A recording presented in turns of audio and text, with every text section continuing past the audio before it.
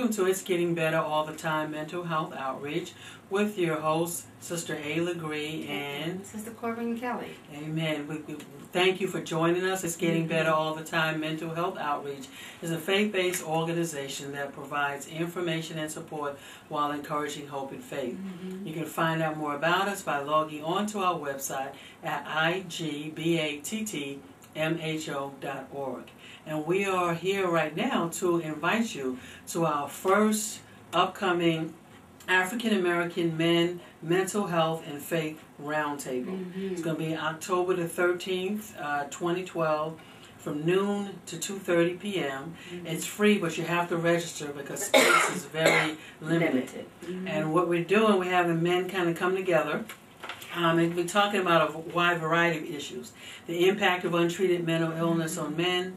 What is a mental illness, of course. We're going to talk about some of the challenges that men face, the high jail rates, incarceration rates. We're going to look at the suicidal rates, substance abuse rates, unemployment rates. And we're going to look at the abuse, both that men suffer and that men perpetrate. So we're going to talk about just a lot of things that are going to relate to men in general. So the question is, why men and why African American men?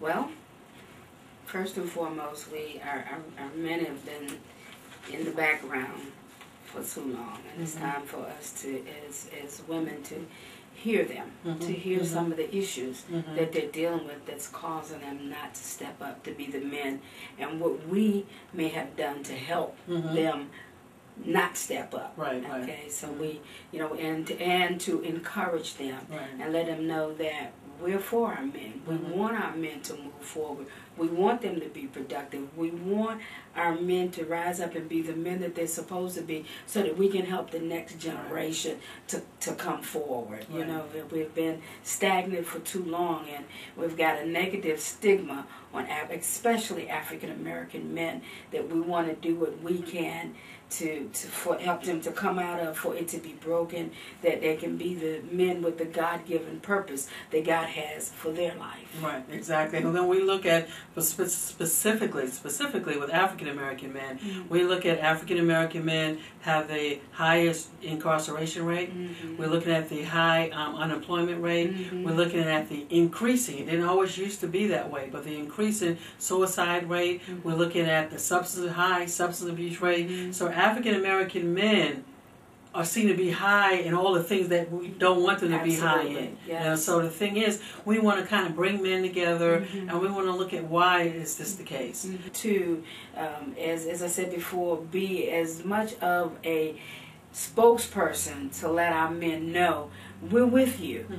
But we want to be with you in God's purpose, in God's righteousness. You know, we've been there through all the negative stuff, you know, through the hardships, not always because we wanted to be, but because we had to be. But we want to be with you to help you to come forward. Right, and it's so important. And when we look at the impact of an untreated mental illness on men, and we talked about this before, when men have mental illness that are untreated, you see the high incarceration rate, you see the high substance abuse, the suicide rate, you see the abuse within the home. And so the thing is, we want to let men know, first of all, it's okay to admit that you have a mental illness, and to understand that there is treatment available. You know, and then once you get that treatment, it'll bring you back, you can be restored as an individual. And once you're restored individually as a male, then you can begin to make a positive impact on your community. So we really, you going to say?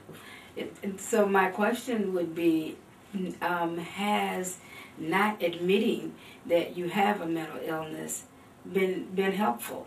No, it has not. It has not been, because you looked at what we're going through within our families. You know, you're looking at, there's no way that a man would walk away from his family, choose drugs over his family if there wasn't an issue. There's no way that a man would beat his wife, you know, if there was not something going on. There's no way that a man would rape his daughter, that would verbally abuse. Right, exactly. If there was not something that was going on. Having a mental illness doesn't excuse any of those behaviors, but if we can begin to talk about these issues and begin to bring some of them to the forefront, forefront, man, we can get the help that we need. Right. So